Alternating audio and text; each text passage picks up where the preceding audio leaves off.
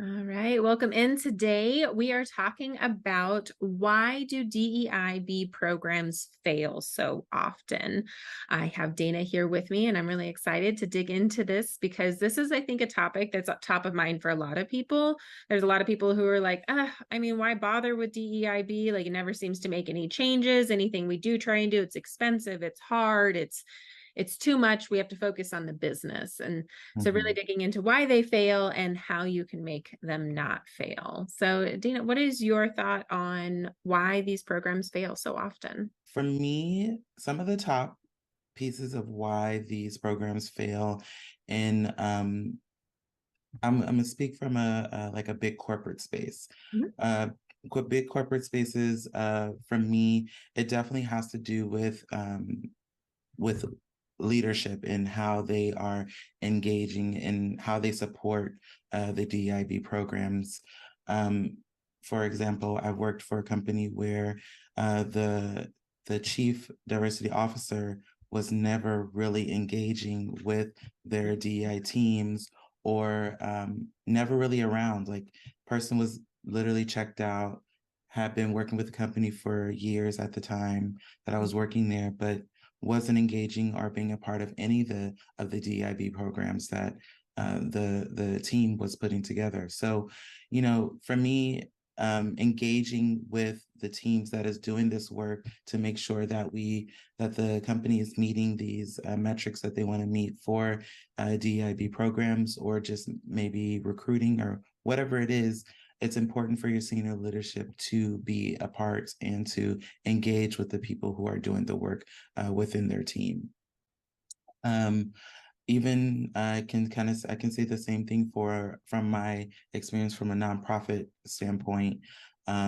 Leadership has to be they have to be supportive. They have to be understanding of what the direction the DI strategy is, or DIB strategy is going to be for the company. So leadership I can definitely say, has been one of the big ones for me that I've seen that has causes these programs to fail. Yeah, absolutely. That whole leadership buy-in. And I think that kind of what you're talking about, it bleeds into a couple of, well, bleeds into, that's a violent metaphor that I'm trying to remove. That seeps into the other issue of siloing, right? So Mm-hmm. if you don't have the leadership buy-in and the full engagement in it, then you end up with these big silos of this is your role, this is your role, this is your Right. role. And then you end up Mm-hmm. bolting DEIB to the side of the train as it's Right. flying along, and the Mm-hmm. likelihood of it being taken out by a tunnel is pretty high. And Correct. so that twofold, like they're not engaged enough and not Mm-hmm. providing the resources, not Mm-hmm. giving the dedication or the time or thought that's needed for it. But then it Mm-hmm. also just gets pushed off into a department and it's like, oh, that's done and taken care of. So check the box. It's not my problem anymore, which is a Mm-hmm. huge failing too. Like it has to be integrated into the full business itself, like from the business strategy get go. Mm-hmm. DEIB has to be woven in from what I've seen, and if you want it to be successful or sustainable. What are your thoughts on that?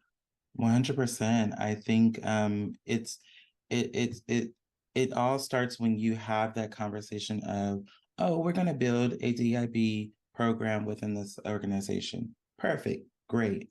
Okay, so if that's what we're going to do, we have to start all the way from the beginning, and we have to carry it through every single point, every little thing that we do.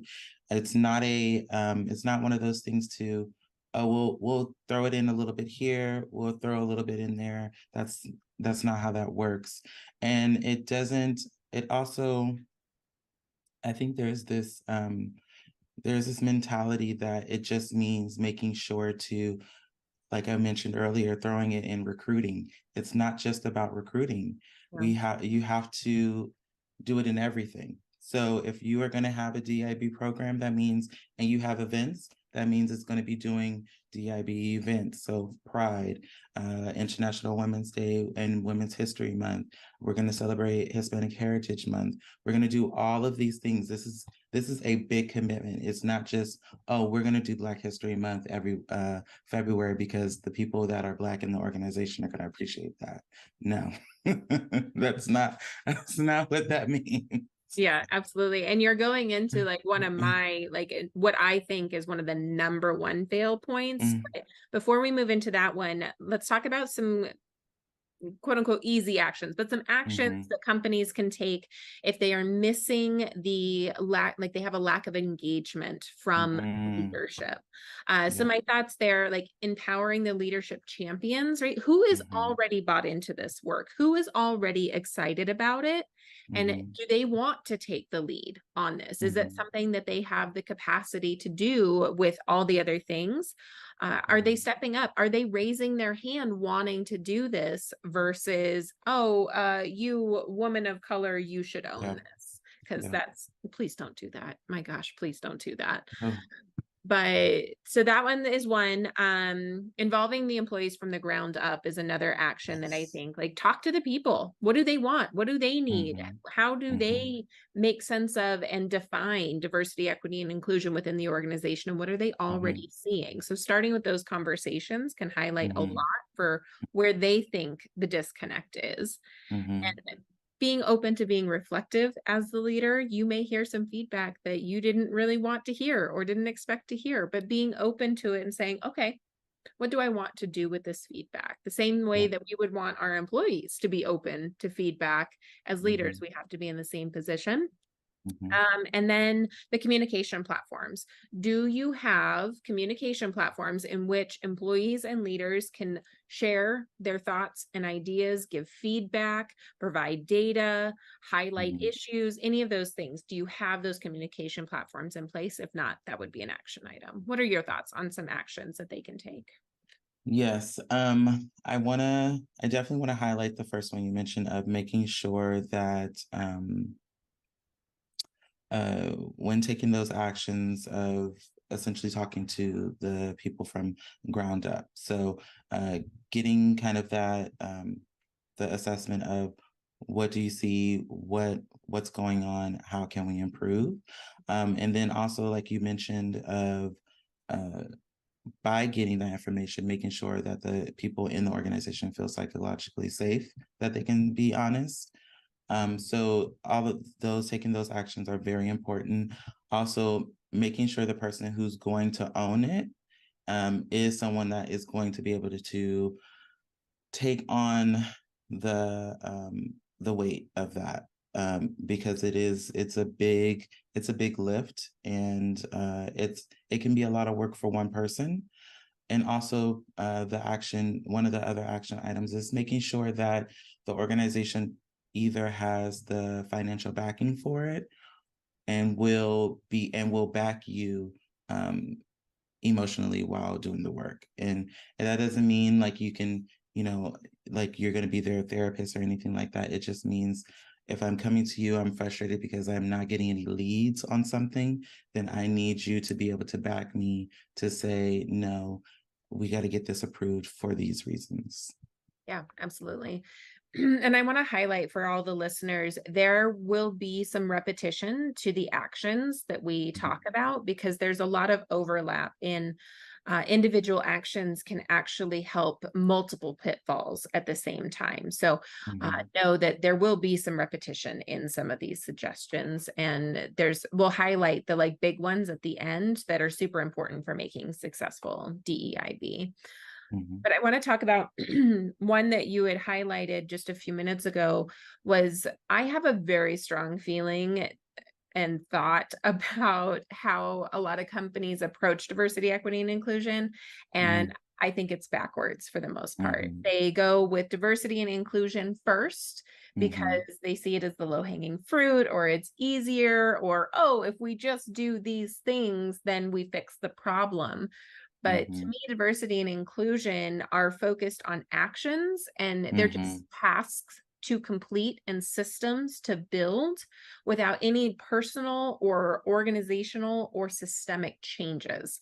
And so the mhm, real work in creating more equitable and belonging environments doesn't happen. And so you end mhm, up with all these diversity pipelines, and great, maybe you can get some diversity into the organization, but you're not supporting them once they come in.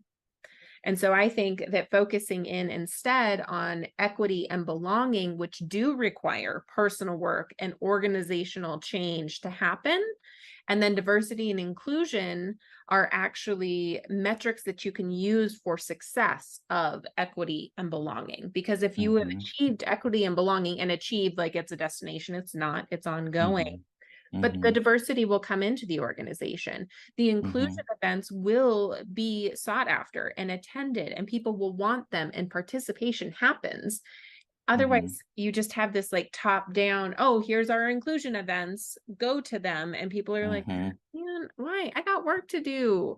They're not Mm-hmm. bought Mm-hmm. in. What are your Yeah. thoughts? It's so funny that you say this. So I think that um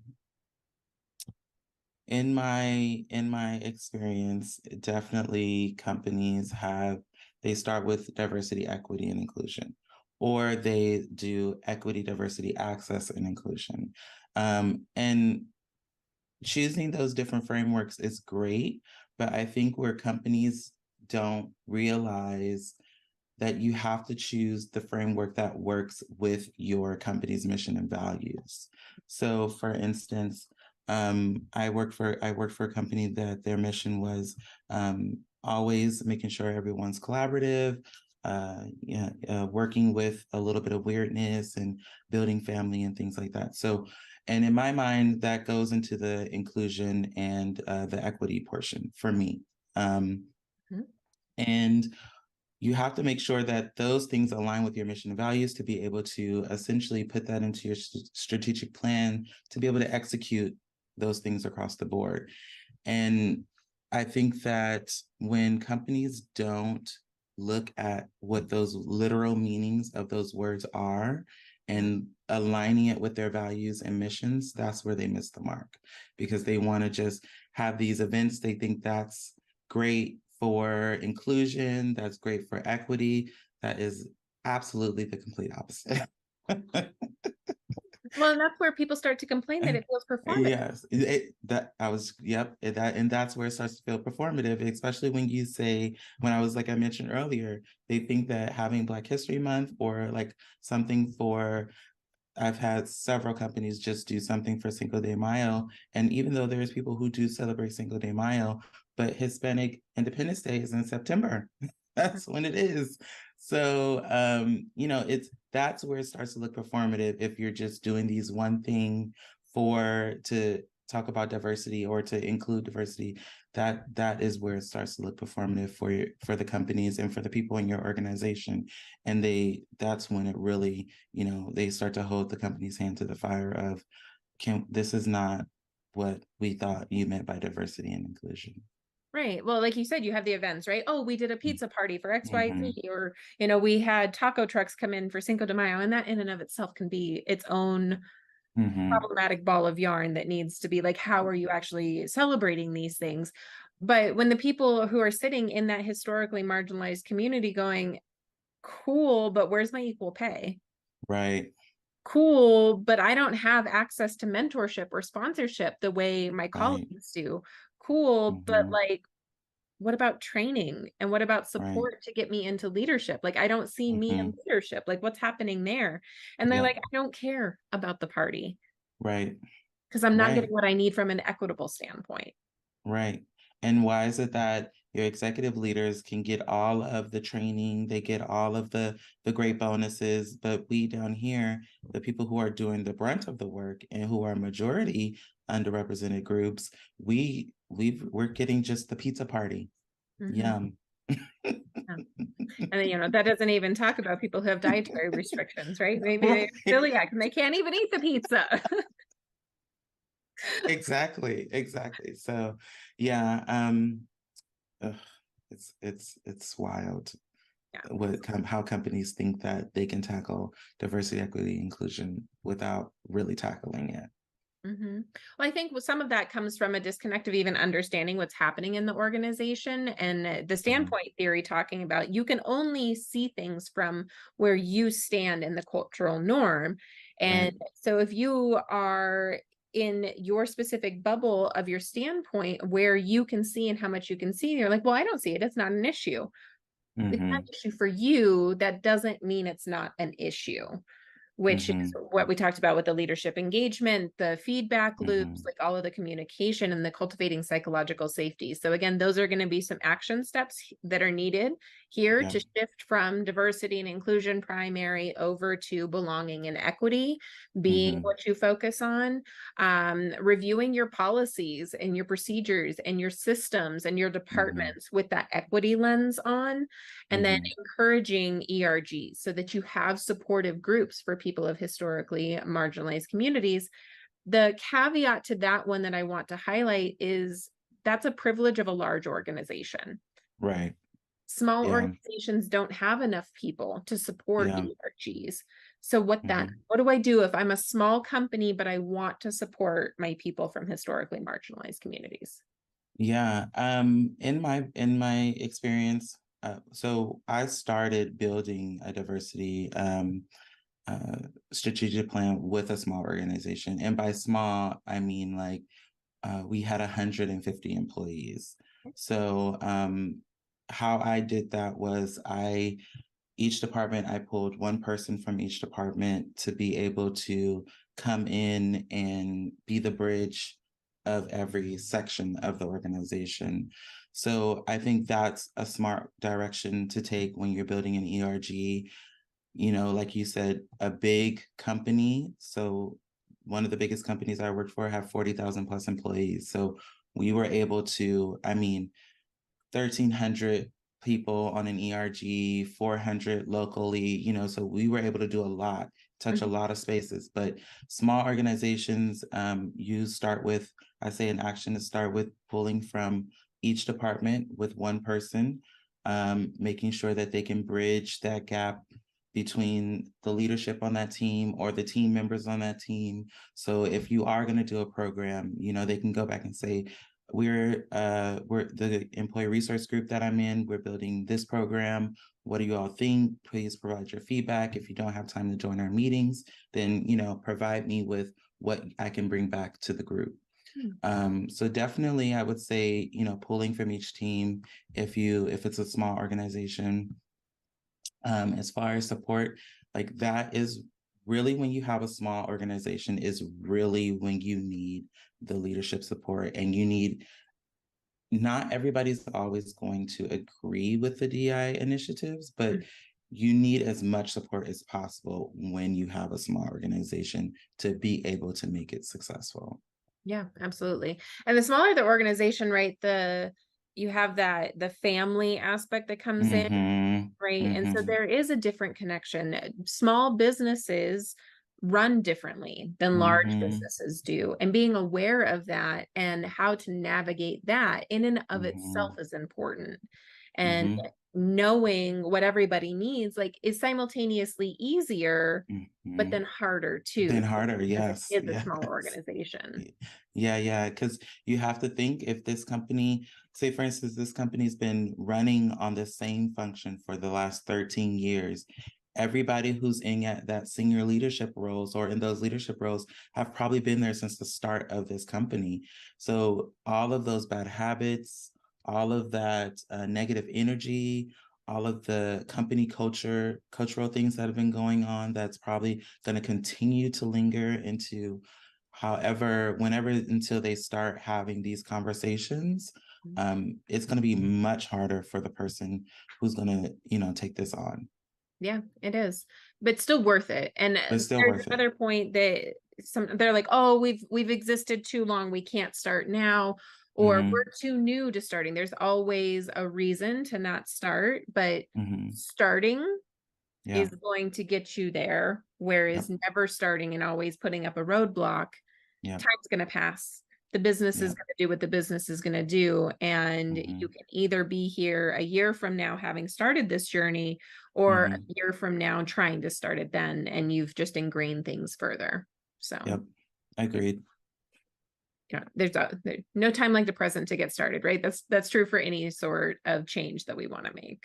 Yeah, I always say the companies that I work with, I always tell them, this is your starting point.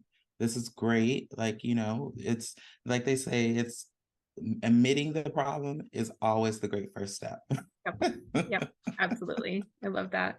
Another major failing that I see with companies, regardless of size, is diversity, equity, and inclusion becomes a focus because they're reacting to something.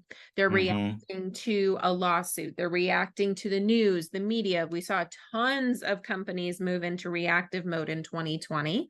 Mm-hmm. And when you move into diversity, equity, and inclusion from fear and reactivity, it's not Mm-hmm. sustainable, in my opinion. What are your thoughts? Mm-hmm. 100% agree. I think that because you lose companies are great at, there are companies that are great at being reactive.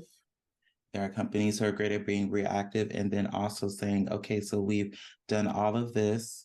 Now how do we move to the next phase? Mhm. I've worked for companies that have had a sustainable 7-year strategic plan of how they were going to build out their DEI program, how they were going to continue to improve it over time, Mhm. but get stuck because we're at this kind of this hamster wheel where we're chasing our tails and doing the same thing, but we're no longer making as much of an impact that we would like to make.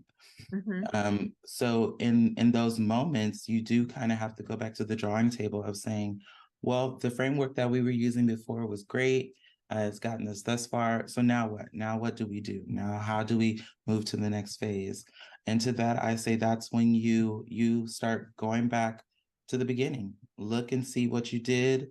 Look and see what was missed. That's where you start looking at those reports and analyzing those reports and looking at all of the feedback that you got from all of those programs or the other leadership members that you were speaking with that were saying you should try this, and maybe it's time to start implementing those things now. Maybe now is when you can start moving some of those other initiatives forward to kind of get you back to where you're trying to meet hit certain goals for your DIB programs. Yeah. I love that you're talking about like returning to, right? Mm-hmm. And DEIB is not a destination. You're not going to Mm-hmm. win the prize. You're not going to get Mm-hmm. to a specific point and you get to the top of the mountain and hooray, we won. Like that's not how this works because the Mm-hmm. world is changing, business is changing, people are changing, and Mm-hmm. every single part of the system as it changes, the rest of the system also has to change. So it's a Mm-hmm. continuous change, Yep. which, you know, I work with a lot of tech companies. I've been in tech and they're already positioned for that, right? So there's Yeah. like agile methodologies that can be Mm-hmm. employed for that. And Mm-hmm. the continuous improvement, continuous development cycle that tech companies use can be applied across any industry Yeah. because at their core industries, they have different functions, but they're very much the same. And Yeah. so you had your plan, you did the things, you had your DEIB strategy involved with your business strategy, and you did all the planning Mm-hmm. from the forefront, but then you go back and you do it again Yep. and you build. So Yep. I love that secular Yeah. methodology that you were talking about there being important. The other thing that I think is really important for action steps to, even if let's say you had a PR crisis, something went Mm-hmm. off the rails and you got to fix it. And so you're like, okay, here's our strategy to fix it. Mm-hmm. Fine, but at some point you have to move out of the reaction and into the Yes. proactivity because it's not going to be sustained. If you, Yep. oh, this was this one-off thing, we solved the problem, we don't have to look at it again, the Mm-hmm. problem is going to come back. Absolutely. It's gonna happen again. Better Mhm. believe it. And you have to, oh goodness, I can't even tell you how many times this has been a thing. Mhm. It happens all the time. You have to, it's like, it's just I keep going. It's like it keeps running through my head. It's you really you have to create some sort of system for yourselves or your business to be able to, when these things arise, to be able to essentially put out that fire, right? But also I will say you have to make sure it just never happens again. Like it doesn't help just to be reactive. And I think that's the other thing that and let me back up. You have to make sure that it doesn't happen again. And although things always happen, Sure. things happen all the time. We can't control when things are happening. We can't control when somebody sends out an email on accident that they were sitting there typing angry words because somebody made them upset. We can't control those things all the time. However, when these things happen, you have to, even though you step to it when it happened and you're like, oh, it won't happen again. No, you have to make sure it doesn't happen again, right? You have to be ready for if something like that happens again and again and again, because the reality is it is going to. No one thing just happens one time. It will come up a time and time again, especially if you've only put something in place that is going to just fix the one problem. Mhm.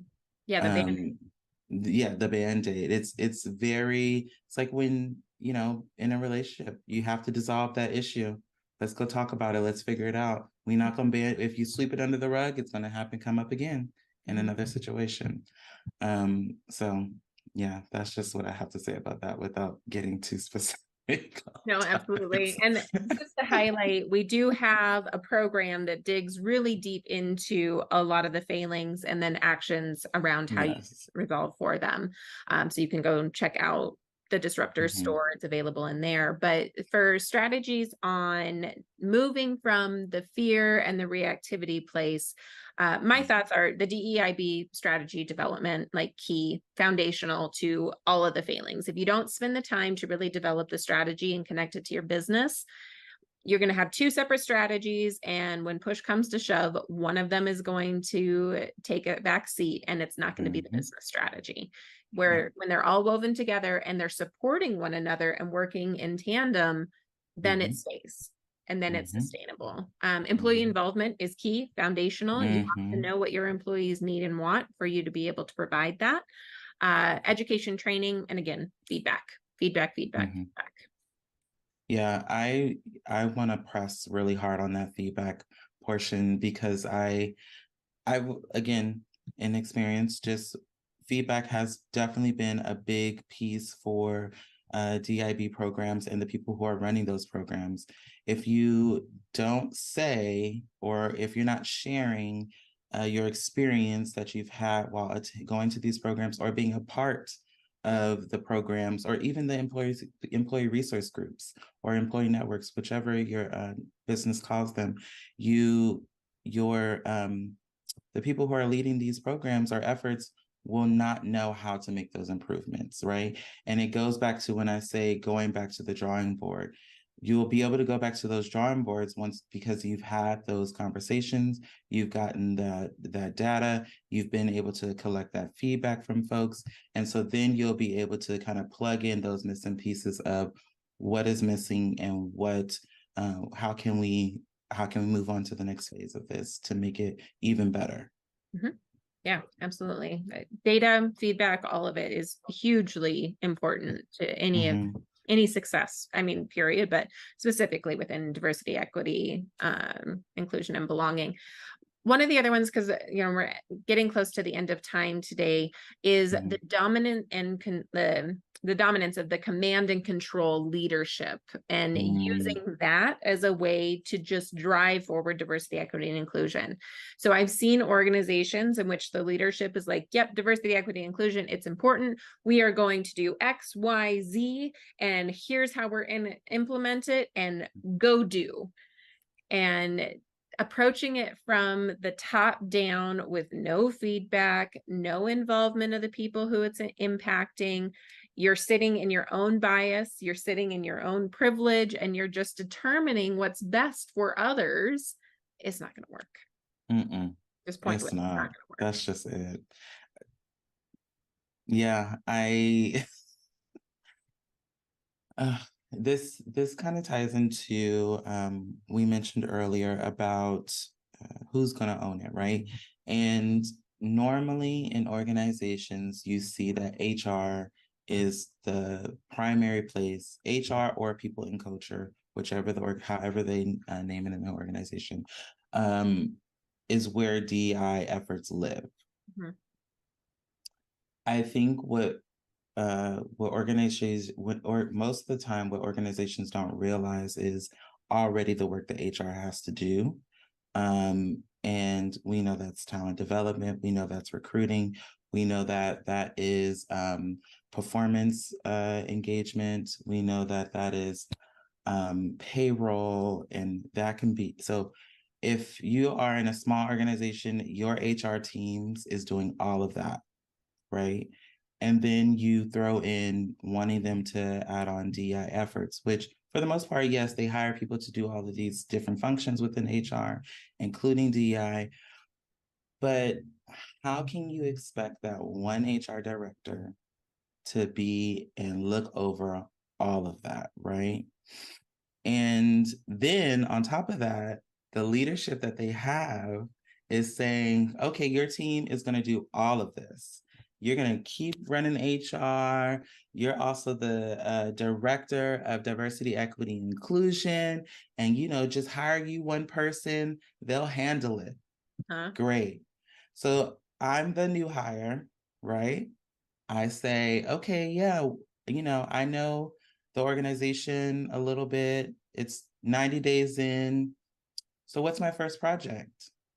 Oh, your first project is to look at our website, see how I could be more diverse. Okay, great. That sounds fantastic. You know, what really is that going to help here? I just Mhm. I just walked downstairs and you have a whole sign on your bathroom that is says men or women. And I just met someone who says they're non-binary. How is that? Are these really the initiatives that we're working on first? So, Mhm. with no real direction and no leadership direction and no leadership help, or if leadership has no knowledge really what DIB means or has any training, then again, it's just not going to work. Mhm. Companies will always give you some sort of redundant project of such. I was just talking about as a website. And when the person who actually has been doing the work sees some real problems, it's like, how do you, as that new hire and that person, or just the person work for the company, immediately feels the weight of all the work that's going to have to be done in order to get that sign change on the bathroom, or get make sure that everybody's included on the DEIB work that actually needs to be done. So I say all that to say, yes, it's not going to work if there's no real direction or no real understanding of what needs to be done in the organization. Absolutely. Yeah. So knowing that we are at time, I just want Mhm. to kind of recap some of the pitfalls that we talked about and some of the overarching action steps that people can take. Also, highlighting again, we have a deeper training. If you want to expand on it and you want to dig deeper, we definitely encourage you to do so. But overall, lack of leadership engagement, understanding, Mhm. and the top down approach, that's a major failing. And if that is how you are coming at your diversity, equity, and inclusion and belonging programs, it's probably not going to work. Um, are there bell curve examples of that's how we did it and it worked just fine? I'm sure they exist, but I fail to see how that would be sustainable or even replicatable across multiple companies. Focusing on diversity and inclusion over equity and belonging, and just switching those, right? Move into equity and belonging, and then seeing how diversity and inclusion is your measurement to your success in equity and belonging. And then the other one that we talked about was siloing and not resourcing diversity, equity, and inclusion efforts. If it is one person who owns it for an entire organization and that person doesn't have the resources, the reach, or the power to make the changes, it's not going to be successful. Did you have any other ones? Did I miss any of them? I think those were the ones that we highlighted. No, I think you're good. Talk to your leadership. Mhm. I think that's what I always say. But yeah, I think you're good. Yeah. So actions involve leadership. What is their why? Mhm. How involved are they? What do they need to be involved? collect data, get feedback, and know what your company needs. Aligning it with your mission, vision, and values is how you Mhm. start on this journey in a way that's going to be successful for your company. Is there anything you want to add for action steps that people could take? Um, no, I think we covered them all. Yeah, I think that's about it for me. Well, thank you so much for joining me on this episode. And everybody, please stay tuned for next week when we answer another question that is burning in everybody's mind about diversity, equity, inclusion, and belonging.